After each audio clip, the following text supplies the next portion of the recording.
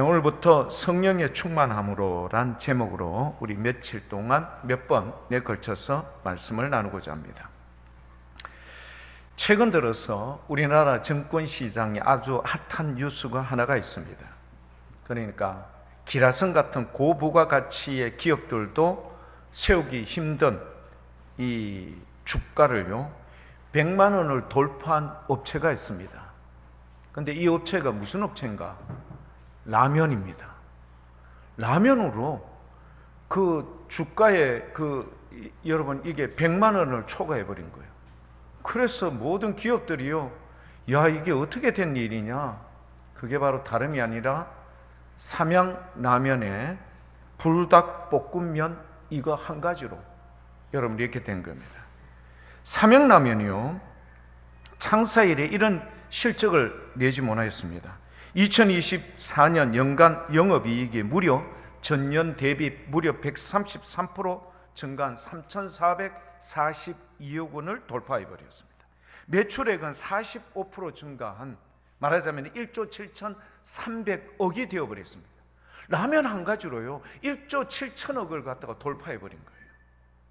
당기 순이익은요 115% 성장한 무려 2,700억을 그냥 회사에 그냥 순수 모든 거 다 취하고요 그렇게 이윤을 그렇게 극대화시킨 겁니다. 특별히 여기에서 우리가 주목해야 될 부분이 있는데요, 이런 매출의 77%는요 우리나라에서 소비한 게 아니라 전부 외국에서 소비를 했어요. 미국, 유럽, 동남아시아, 중동 할 것 없이요 전 세계를 석권해 버렸어요. SNS상에 퍼져 있었던 불닭 챌린저라는 이것 때문에요 너도 나도 할 것 없이 외국의 젊은이들이요 이 도대체 한국의 불닭볶음면이 어떤 거냐 먹어보자. 매장마다 그걸 찾으니 여러분 각 나라마다 여러분 무역업상들이 이거 수입 안 하겠습니까? 해버리죠. 여러분 1조 7천억 중에 여러분 무려 77%가 우리나라의 소비가 아니고 외국에서 소비했어요. 그러니까 일개 삼양라면의 하나의 이게 아니라요 여러분 세계적인 브랜드로 여러분 급성장한 이 삼양라면, 불닭면 대단하죠. 오늘 제가 여러분들에게 이 말씀을 드리는 이유와 목적이 뭘까? 여러분 이처럼 기업들은요 자기 기업의 생존권을 가지고 미래의 먹거리를 찾기 위해서 혈안이 되어 있습니다. 그러니까 굉장히 고임금에 여러분 외국의 유수한 말하자면 미래를 예측하고 미래를 준비하고 미래의 동향과 분석을 정확하게 해서 회사를 살릴 수 있는 것을 찾아낼 수 있는 유능한 연구원들 앞다투어 데려옵니다. 그리고 그것 때문에 기업을요 이윤을 극대화시키려고 노력하고 있습니다. 이게 세계의 여러분 트렌드입니다. 이런 식으로 기업들이 살아가고요 그리고 그 기업에 종사하는 모든 직원들이 그렇게 애를 쓰고 노력하고 수고하는 겁니다. 치열하죠. 눈물겹습니다. 밤낮 잠자지 않고요 오로지 뭐에만 기업의 여러분 이 운명을 여러분 좌우할 것을 위해서 최선을 다하는 그들의 모습, 이게 세상의 여러분 보편적인 동향 바로 트렌드인 겁니다. 이런 시대에 우리가 살고 있어요. 그러니까 여러분 세상에 여러분 막 얼마나 바삐 움직이는지 제가 새벽기도 마치고 보면요 정신없이 차들이요 지금 팔공산 쪽으로 팔공산으로 가는 게 아니라 아마 팔공산 그쪽 도로로 해서 아마 영천 혹은 그쪽 지역에 있는 공단 지역으로 가는 차들인 것 같다. 겁나게 달립니다. 사람들이요 이 새벽부터 사람들이요 뭐 얼마나 그렇게 빨리 달리는지. 그만큼 우리나라는요 이 이윤 그리고 돈벌이에 대해서 먹거리에 대해서 이렇게 최선을 다하고 있습니다. 자, 성경은요 이런 부분에 대해서 어떻게 말하고 있는가? 성경은 우리에게요 앞날에 대해서 이렇게 될 거야 라고 이야기를 하는데 두 가지의 부흥을 이야기합니다. 한 가지는 좋은 것 같은데 좋지 않은 부흥이고요 한 가지는 우리에게 영원을 약속하는 부흥입니다. 두 가지의 패턴으로 되는데 사도 바울이 디모데에게 앞으로 이런 일이 이루어지게 될 거다 디모데후서 3장 1절에서부터 5절까지요 이야기를 하고 있습니다. 디모데후서 3장 1절에서부터 5절. 이런 일이 반드시 이르게 되는데 고통이 따를 거야. 이런 일이 반드시 이루어진다는 거예요. 이루어지는데 뭐가 함께 따른다고요? 고통이 따르는데. 5절 말씀에 보면요, 여기서부터 네가 돌아서라. 그러니까 그런데 함께 발 맞춰서 따라가지 말고 여기에 대해서 어떻게 해요? 돌아서라라고 이야기를 해요. 자, 그러면 2절, 3절, 4절을 한번 볼까요? 여러분, 어떤 현상이 벌어지고 있는가? 같이 한번 읽어볼게요. 사람들이 자기를 사랑하며 돈을 사랑하며 자랑한다. 잠깐만요. 자기를 사랑하며 돈을 사랑하며 자랑한다. 이게 하나의 패키지예요. 어떻게 한다고요? 자기 사랑하고 돈 사랑하고 자랑한다. 이게 하나의 패키지로 딱 묶여 있어요. 여러분, 여기에 대해서 동의하십니까?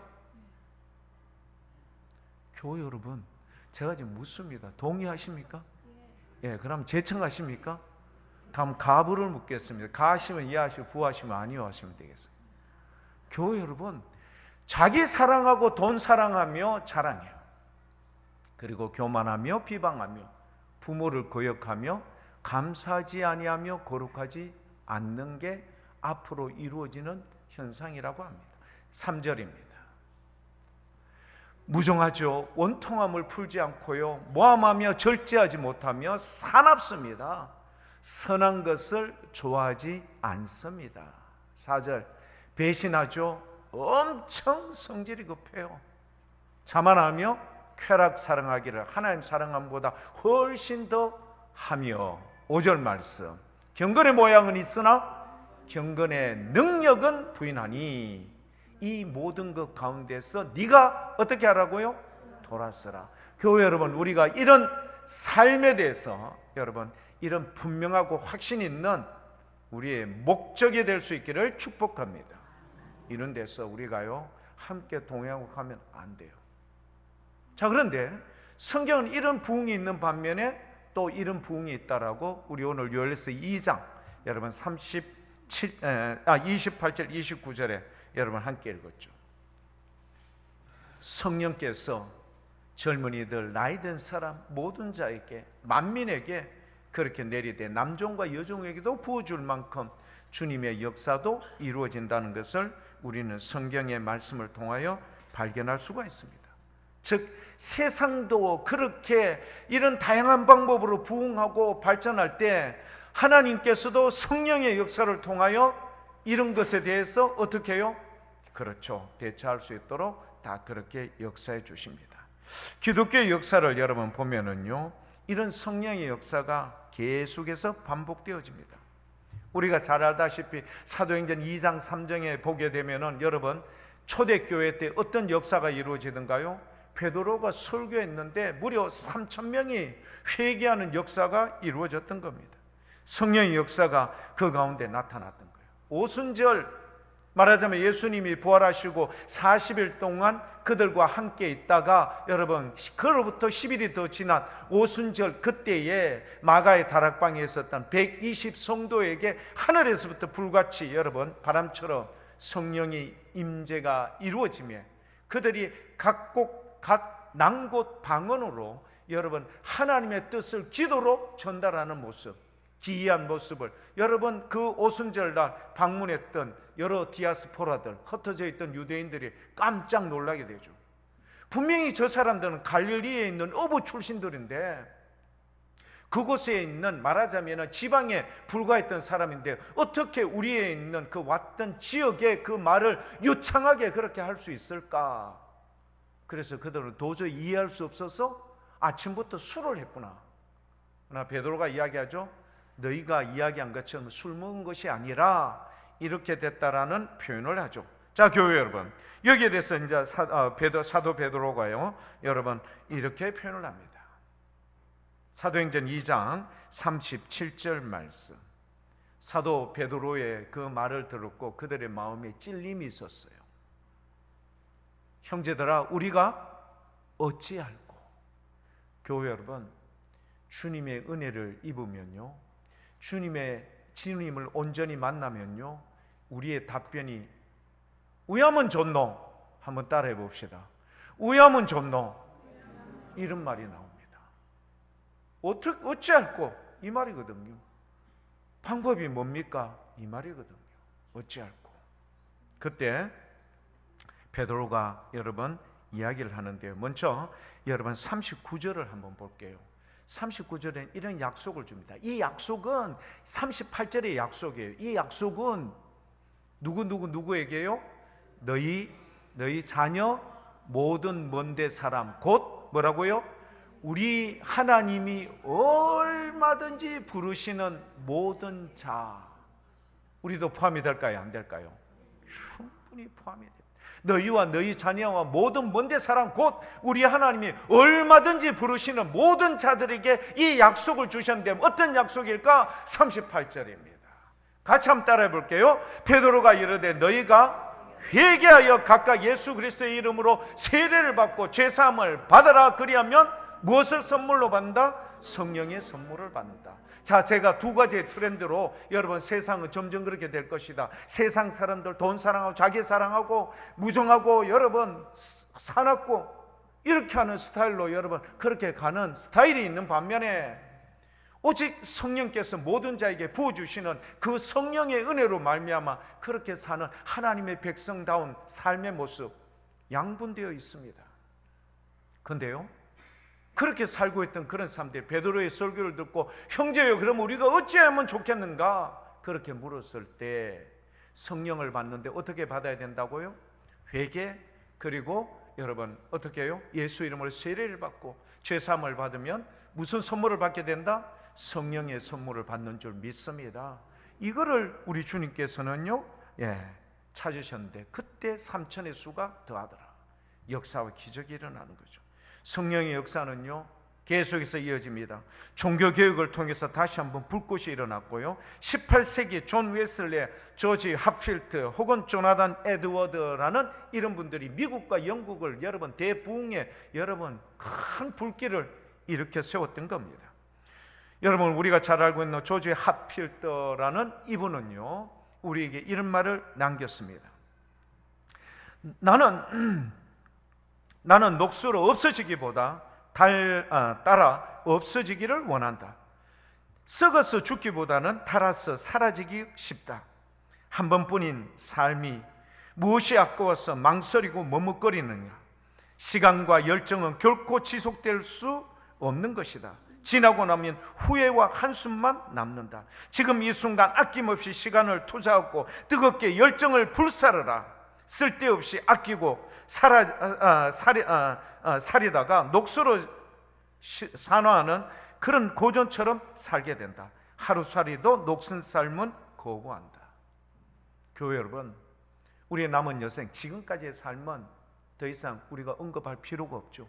지금부터라도 우리의 삶을 누구를 위해서? 주의 나라와 의를 위해서 그렇게 뜨거운 열정으로 사시는 우리 멋진 믿음의 교회 여러분 될 수 있기를 축복합니다. 여러분 이렇게 18세기를 휩쓸었던 성령의 역사가 19세기에 무려 10년 동안 여러분 아주 강력한 역사가 전 세계적으로 도래를 합니다. 미국, 인도, 유럽, 남미, 심지어는 한국에도 여러분 잘 알죠? 1973년 6월 여의도 광장에 여러분 300만 명이라는 어마무시한 사람, 그때 여의도는 아무것도 없었습니다. 국회의사당 이런 것도 없고요. 여러분 여의도는 허벌판이었어요. 모래밭이었어요. 그곳에요 전국의 300만 명이, 그때 강사가 미국의 빌리 그레임 목사님이셨는데 여러분 사진을 한번 볼까요? 이게 그때입니다. 여러분 저 끝에 보이는 저 교회가 뭐냐면 여의도 순복음 교회입니다. 그 옆에 지금 여러분 있어야 할 국회의사당, 여러분 그 수많은 그 현대 백화점 등등 어마무시한 높은 빌딩들, LG의 여러분 트윈타워 등등 아무것도 없어요. 이 허벌판 여의도예요. 무려 전국에 300만 명이 이와 같이 모였어요. 이때는 돈 주고 여러분 막 관광버스 대절해가 광화문에 여러분 태극기 부대처럼 그런 거 아닙니다. 자발적으로 왔어요. 강사가 누구였다고요? 빌리 그레임 목사님이셨어요. 또 하나 사진을 한번 볼까요? 여러분 이렇게 많이 모였습니다. 교회 여러분, 이게 성령의 역사예요. 성령의 역사면은요, 그렇게 우리의 마음에 뜨거운 열정과 이것으로 일어날 수 있도록 그렇게 성령의 역사는 이루어졌던 겁니다. 교회 여러분, 성령의 역사가 이렇게 일어날 때요, 꼭 여러분 어떻게 해요? 잠잠하게 만드는 역사도 이루어져요. 여러분 아시죠?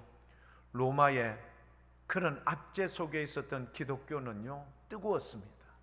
그런데요, 로마가 기독교를 국교화하고 그리고 로마의 권력과 치부하고 여러분 짝하기 시작하고 난 다음부터는 기독교가 쇠퇴하고 잠잠해지기 시작했습니다. 기독교의 능력이 사라졌던 거예요. 성령의 역사가 사라졌던 겁니다. 하지만 성령의 역사는 오늘 이 순간에도 우리에게 고스란히 이루어집니다. 경기도에 있는 모교회에 이런 여러분 자발적인 운동이 일어났다고 합니다. 청년들이요, 거지 순례 전도라는 이것, 청년들이요, 거지 순례 전도라는 이런 거로 여러분 자기들이 팀워크를 이루고 가는 거예요. 거지 순례 전도라는 건 말해서 그거예요. 돈 한 푼 없이 나가는 거예요. 그래서 지나가는 차에게 여러분 차를 좀 태워주십시오. 태워주면 감사하고, 주님의 말씀대로 너희 뭐 그런 거 돈 이런 거 다 가지지 말고 가라, 그렇게 70인 전도대에 그렇게 말씀했던 것처럼 그렇게 했던 거예요. 쉬울까요? 쉽지 않을까요? 어렵죠. 박한 세상에서 여러분 이런 거 지금 여러분 눈 뜨고 관심 있게 가질 그런 시간과 여력이 없는 거예요. 다 살기 바쁜데 태워주십시오, 먹여주십시오, 잠재워주십시오, 쉽지 않았어요. 그런데요, 이 청년들이 돌아왔을 때 교인들이요 깜짝 놀랐대요. 얼굴은 그야말로 탕자처럼요, 얼굴이 뭐 거지 저리 가라 할 정도로 그런 모습이었대요. 그런데 특이한 부분이 있었는데 눈빛이요, 살아 움직이는 눈빛이었어요. 마치 시내산에 올라가서 40일 금식 기도하고 내려왔던 모세와 같이 그런 눈빛이란답니다. 깜짝 놀 때 목사님도 교우들도 깜짝 놀랐고요. 더 놀라운 것은 그들의 말에 힘이 있더랍니다. 그래서 여청년이 여러분 그렇게 고백을 했대요. 집에서 좋은 밥 먹고 이럴 때는 밥맛도 없고 그랬는데 이상하게 거지 순례 전도 나가서 먹는 밥은요, 하나님께서 꿀처럼 맛있게 밥을 그렇게 만들어 주시더래요. 그러니까 얼마나 고맙고 감사한지, 이때까지 식사하면서 이렇게 감사한 적은 처음이었다, 그런 고백을 한 거예요. 그리고 청년들이요, 어떤 그 당시에 유명했던 찬양이죠. 민족의 가슴마다 피 묻은 그리스도를 삼아 이 땅에 푸르고 푸른 그리스도의 계절이 오게 하소서, 그 찬양이 그때 유명했거든요. 근데 그 찬양을 부르면서 온 청년들이 함께 울면서 나라와 민족을 위해서, 이 땅의 복음화를 위해서 그렇게 뜨겁게 여러분 찬송하더랍니다. 그런데 청년들이 이렇게 하던 것을 이제 서서히 교우들도 함께 했는데 권사님 한 분이 이런 간증을 했다고 합니다. 요즘 현대 세상이 돈을 주고 좋은 것으로 전도 물품을 줘도 안 받는 판국에 자기를 좀 태워주십시오, 좀 재워주십시오, 좀 음식 먹을 돈이 없으니까 음식을 좀 사주십시오, 이렇게 하는 사람이 복음 전한다고 듣겠습니까?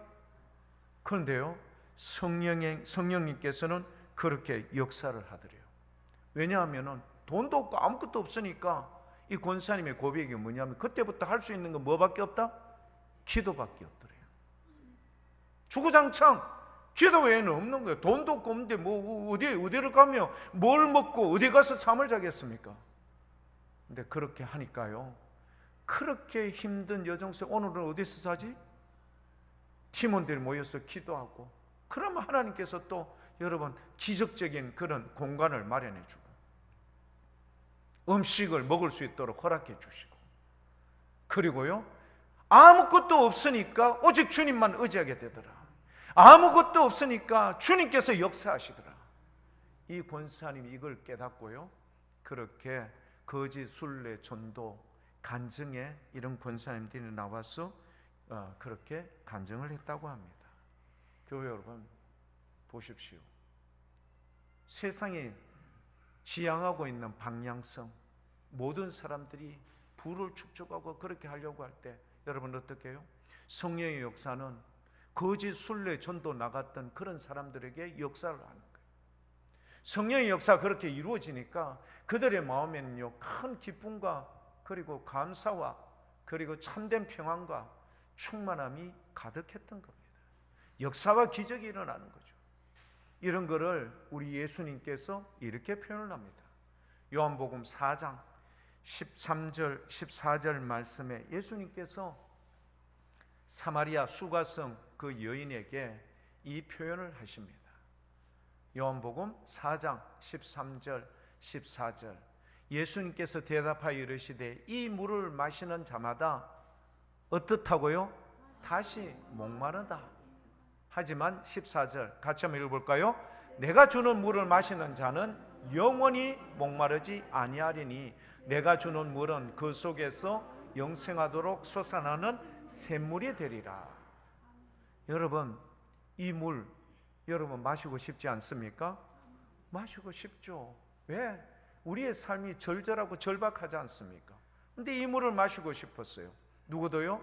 수가성 여인도 대뜸 이 말씀 뒤에 여러분 바로 15절에 이야기합니다. 주님, 저도 그 물을 마시고 싶어요.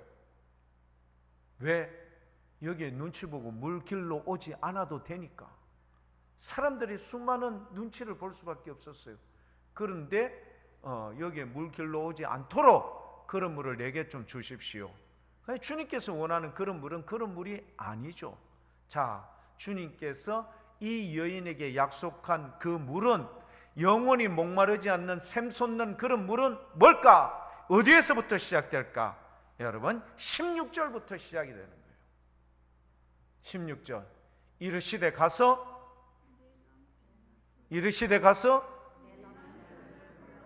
이게 무슨 이야기일까요? 네 그 물을 마시고 싶니? 내가 주는 그 물을 마시고 싶니? 샘솟는 그런 기쁨이 있는 그 물을 마시고 싶니? 그러면 어디서부터 시작된다고요? 이 여인의 가장 큰 아픔, 자기의 여러분 이 수치, 세상 사람들이 이것 때문에 자기를 멸시하고 자기를 험담하고 이게 싫어서 아무도 물길로 오지 않는 정오의 시간에 물을 길러 왔던 이 여인, 그 여인의 숨겨져 있는 갇혀져 있던 이 치부, 예수님께서 그걸 이야기합니다. 네 남편 데리고 와. 같이 한번 따라해 볼까요? 네 남편 데리고 와. 교회 여러분, 이걸 제가 여러분들에게 함께 이야기한 이유가 뭔지 아십니까? 오늘 우리는 지금 이 시간 뭘 드리고 있어요? 예배를 드리고 있어요. 그런데 주님이 진짜 신령과 진정으로 예배 드리는 자를 찾으신다고 했어요. 그 찾으시는 주님은 어디서부터 시작을 하는가 하면 네 남편 데리고 와. 네 남편 데리고 와. 자, 교회 여러분, 우리 주님께서 4장 23절에 이렇게 말씀을 하죠. 4장 23절 아버지께 참되게 예배하는 자. 여러분, 예배는 예배인데 참되게 예배가 있고 그렇지 않은 예배가 있네요. 여러분들 어떤 예배를 드리고 싶습니까? 참되게 예배하는 자, 영과 진리로 예배할 때가 오나니 곧 이때라. 아버지께서는 자기에게 이렇게 예배하는 자들을 어떻게 한다고요? 찾으신다. 다 같이 우리 예배를 드려요. 근데 이렇게 예배를 드리는 사람이 있는 반면에 그렇지 않은 사람이 있어. 그러면 주님께서 오늘 이 자리에 하감하셔서 우리 예배를 받으시는데 이렇게 예배하는 자들만 뭐 한다고요? 찾아서 그의 소망을 들어주시고 그를 위로하며 그를 세워줄 줄 믿습니다. 자, 그러면 첫 번째가 무슨 문제부터 예수님께서 여러분 끄집어내셨다고요? 따라해봅니다. 네 남편 데리고 와. 네 남편 데리고 와. 이 여인의 가장 큰 문제가 남편의 문제였어요. 남편이 몇 명 있었죠? 5명.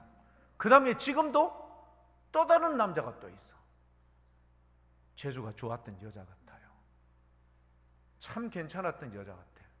그러니까 남자들이 줄을 서지. 1번 아웃, 2번 아웃, 3번 아웃, 4번 아웃 했는데도 줄 섰다 이 말이에요. 대단한 여자죠. 그런데요, 우리 주님께서 네 남편 데리고 와 했는데 그 다음 말씀 어디를 보시는가 하면은요, 17절과 18절을 보셔야 돼요. 여자가 대답하여 이르되 나는 남편이 뭐라고요? 없습니다. 예수님께서 이르시되 네가 남편이 없다 하는 말이 옳도다. 여러분, 여기에서요, 네 말이 옳다라고 했는 이 부분이 중요해요. 무슨 이야기인가 하면은요, 남편 지금 5명, 6명까지 있고 여러분 아직도 줄 서 있는 남편이 있다 이런 말입니다. 혹시나 저 여자하고 한번 살고 싶어서 여러분 그런 사람들이 많을 만큼 여러분 이 여자가 그 동네에 꽤나 핫한 인물이었어요. 많은 사람을 여러분 헷가닥하게 만드는 그런 사람이었어요. 그런데 이 여인이 주님 앞에 고백을 합니다. 주님이 저에게 네 남편 데리고 와 했던 그 말 안에 저는 남편이 없습니다. 그런데 주님께서 이런 윤리적 문제의 잘잘못 이걸 이야기한 게 아니라 이것을 주님 앞에 진솔하게 고백한 것을 네 말이 옳다라고 이야기를 한 거예요. 예배를 참되게 드리는 자는 바로 이겁니다. 먼저 나의 죄를 주님 앞에 고백하는 거. 네 말이 옳다. 18절에도 똑같은 말씀을 했어요. 너에게 남편이 5이 있었고 지금 있는 자도 네 남편이 아니다. 너의 말이 뭐라고요? 참되다. 사랑하는 교회 여러분, 아까 우리 사도행전 2장에 베드로의 설교 때 형제 우리가 어쩌고 의하면 좋노 했을 때 뭐라고요? 그렇죠. 주님께서 약속을 해주잖아요. 어떤 약속? 회개 그리고 나서 그렇죠, 예수 이름으로 세례받고 죄사함을 받으면 주실 선물 성령을 받게 될 거야. 이 약속은 하나님께서 얼마든지 부르는 모든 자들에게 동일하게 이 약속을 주시겠다. 사랑하는 교회 여러분, 성령의 선물을 받고 그리고 이 예배를 주님께서 받으시면 우리는 참으로 행복하고 복된 인생이 되는 줄 믿습니다. 여러분, 이렇게 주셨던 만났던 이 모든 사람들에게 주님께서는 어떤 여러분 은혜를 우리에게 베풀어 주시는가? 요한복음 14장 27절입니다. 27절. 요한복음 14장 27절. 여러분, 지금 이 시대에 여러분 얼마나 정신적인 문제로 여러분 사람들이요 그렇게 황폐해졌어요. 멀쩡해. 근데 우리의 정신은 어떻게 해요? 비폐해진 거예요. 약해진 거예요. 연약해졌어요. 그래서 쉽게 영혼이 흩어지고 여러분 그런 거예요. 성격이요 막 금방 좋았다 금방 싫었다가 막 짜증냈다가 싫어졌다가 흥분했다가 여러분 이런 성품들이 너무 많아. 클락션 울렸다 하면요, 니 내려봐. 사람들이요 조금만 하면은 흥분하고 화를 내고 격분하고 이게 온 지금 세상을 덮고 있어. 아무리 잘 살면 뭐합니까? 아무리 좋은 아파트 살면 뭐할게? 우리 집 위에 집 아래 집 여러분 이 쿵쿵거리고 밤에 여러분 시끄럽게 한다고 칼 들고 가서 사람을 그렇게 해하는 시대가 오늘 이 시대예요. 그렇게 사는 거를 여러분 거지 부자가 이야기하잖아요. 야야 걱정하지 마라. 우리는 저런 층간소음이 없단다.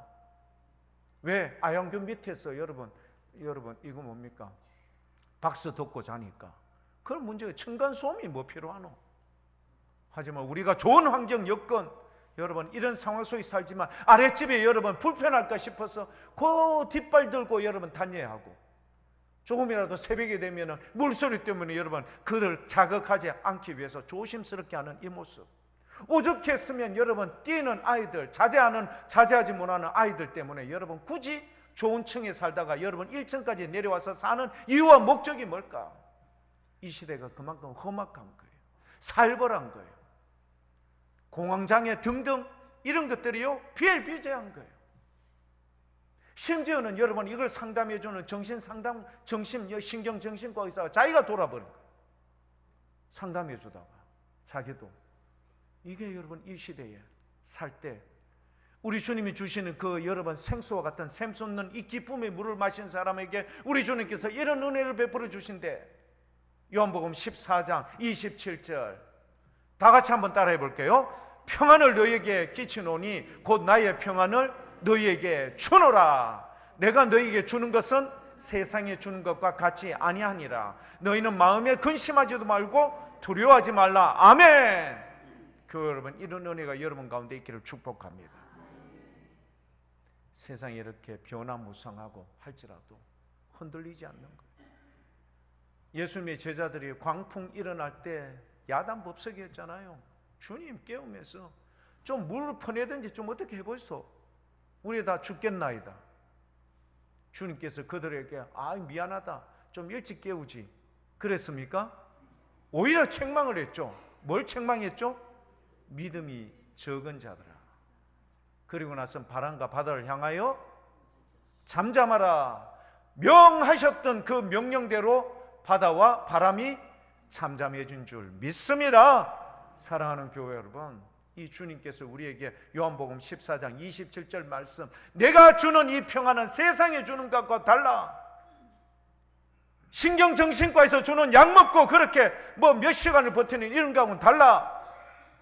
주님이 주신 그 평안은 우리에게 진정과 그리고 온유함과 참된 평안이 넘치는 줄 믿습니다. 이 주님 꼭 만날 수 있기를 축복합니다. 만나기 위해서는 항상 우리가 꼭 기억하십시오. 뭐부터 데리고 와? 네 남편 데리고 와. 뭐죠? 우리가 가지고 있는 주님이 찾으시는 그 예배에 드리는 진정한 예배는 우리가 가지고 있는 이 죄의 문제를 주님 앞에 진솔하게 고백을 해야 돼요. 주님, 저는 이런 아픔이 있고 이런 어려움이 있습니다. 주님 용서해 주십시오. 주님이 예배를 드릴 때 저는 이런 죄인으로 지금 이곳에 참석했습니다. 참여했습니다. 불쌍히 여겨주십시오. 그런 자를 주님께서는 찾는다니까. 그런 자를 위로한다니까. 평안을 주시고요, 그런 사람을 보다듬어 주시는 줄 믿습니다. 신령과 진정으로 예배 드리는데 첫 번째 첫 단추가 바로 이 죄의 문제를 주님께서는 밝혀내시고자 하는 거예요. 그런데 오히려 그렇게 하는 것을 네 말이 옳다 참되다라고 주님께서는 말씀해 주세요. 세상의 사람들 그거 가지고 손가락질하고 이렇게 비난할지 모르지만 적어도 우리 주님은 네 말이 옳도다, 네 말이 참되다. 우리 주님은 그러신 분입니다. 그 주님이 우리에게 이런 평안을 우리 모든 교회 여러분들에게 허락해 주신 줄 믿습니다. 또 다른 선물이 있어요. 요한복음 15장 11절 우리에게 이런 기쁨을 주십니다.